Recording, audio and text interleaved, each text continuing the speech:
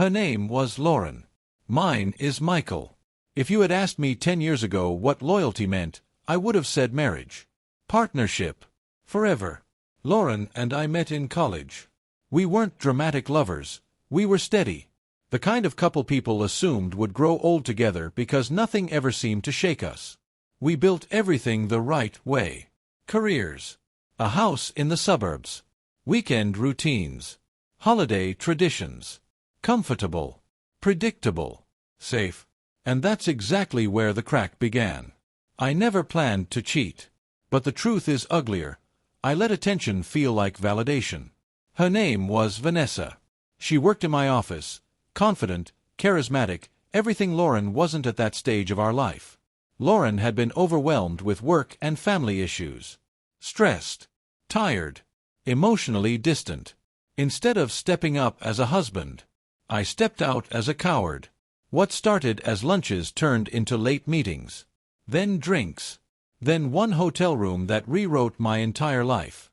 The moment it happened, I knew I detonated something I couldn't rebuild. I told myself it was a mistake. A one-time lapse. But guilt has weight. And Lauren felt it long before she had proof. She asked questions. Gentle at first. Then sharper.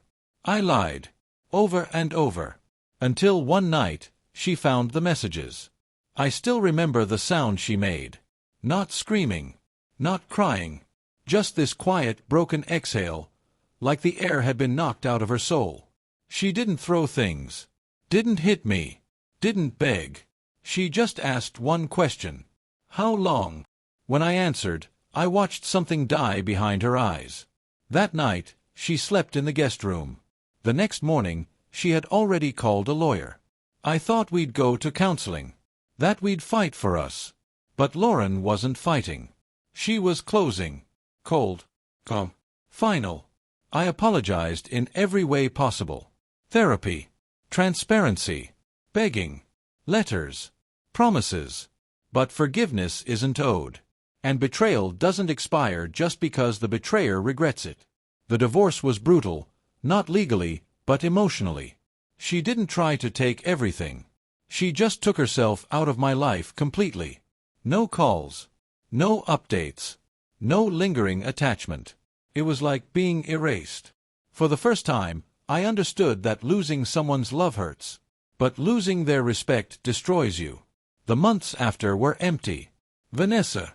That ended fast. Affairs thrive on fantasy, not reality. Without secrecy, there was nothing left. So I lost my wife.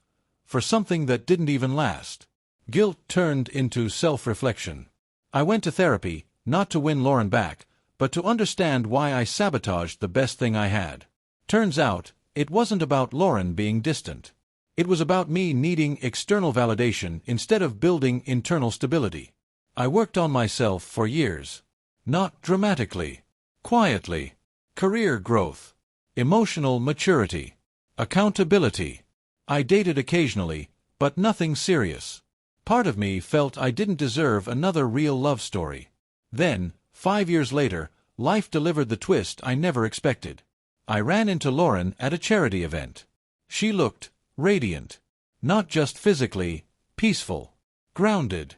Happy in a way I hadn't seen even during our marriage. We talked politely at first. Small updates. Careers. Life paths. Then I noticed the ring. She saw me looking and smiled, not cruelly, just honestly. She told me she had remarried. To someone she met a year after our divorce. A teacher. Calm. Loyal. Present. She said something that hit harder than any insult ever could. He makes me feel safe in ways I didn't realize I was missing before. There was no hatred in her voice. Just closure. I expected anger. Maybe lingering pain. But what I saw instead was healing. And that's when the real twist unfolded. She thanked me. Not sarcastically. Sincerely. She said my betrayal forced her to reevaluate her entire life.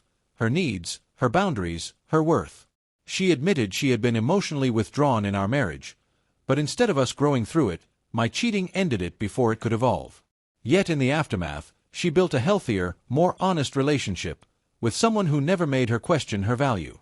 Standing there, I realized something devastating and freeing at the same time. She didn't forgive me. But she also didn't hate me. She had simply outgrown the version of life that included me. Before we parted, I apologized one last time. Not to be absolved, just to acknowledge the damage I caused. She nodded and said words that still echo in my mind. I don't forgive what you did, but I forgive myself for staying as long as I did. We hugged goodbye, not romantically, not nostalgically. Just two former partners who shared history but no future.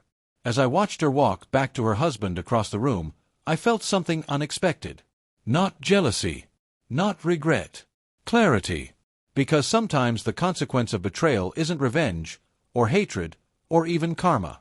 Sometimes the consequence is simply watching the person you broke become happier without you, and realizing that your apology may be genuine, but their forgiveness was never guaranteed. And that's a reality no one prepares you for when they choose a moment of temptation over a lifetime of loyalty. After that night, I thought closure would feel like relief. It didn't. It felt quiet, heavy, reflective. Seeing Lauren happy should have hurt more than it did. Instead, it forced me to confront something deeper than guilt, the permanent consequences of one decision. You don't just lose a marriage when you cheat. You lose the version of life that would have existed if you hadn't. 4 weeks after the event, I replayed our years together. Not the ending, but the middle. The routines. The laughter. The comfort I once called boring. I realized something painful. Stability isn't the absence of passion. It's the presence of trust. And I had traded that trust for temporary excitement. Therapy helped me unpack what I never understood before, that betrayal doesn't start in the bedroom. It starts in silence, in avoidance, in emotional cowardice. So I changed how I lived. Not to impress anyone. Not to earn forgiveness that would never come. But because I refused to be the same man twice. Years passed. I eventually met someone. Her name was Elise. Honest. Direct. The kind of person who asked uncomfortable questions early. On our third date, I told her everything. No edits. No softening. I expected her to walk away the way Lauren once did. Instead, she said something unexpected. Your past tells me who you were. Your accountability tells me who you are. Trust didn't come instantly, but it grew, slowly, deliberately. And this time, I protected it like something sacred. No secrets. No ego. No emotional distance. One evening, years later, Elise and I attended another charity gala. Different venue. Different chapter of life. But across the room, I saw Lauren again. She was laughing with her husband, the same peaceful glow around her. For the first time, the sight didn't sting. Because I finally understood the full twist of my story. I didn't lose Lauren because I cheated. I lost her because I wasn't the man she deserved at the time. And growth doesn't rewrite the past. It just makes sure you don't repeat it. As the night went on, our eyes met briefly. She smiled politely. I smiled back. No pain. No longing. No unfinished business. Just two people who once shared a life, now living the ones they were meant to build after it ended. And in that quiet moment, I realized, forgiveness isn't always about reconciliation. Sometimes, it's about both people finding peace, far away from each other.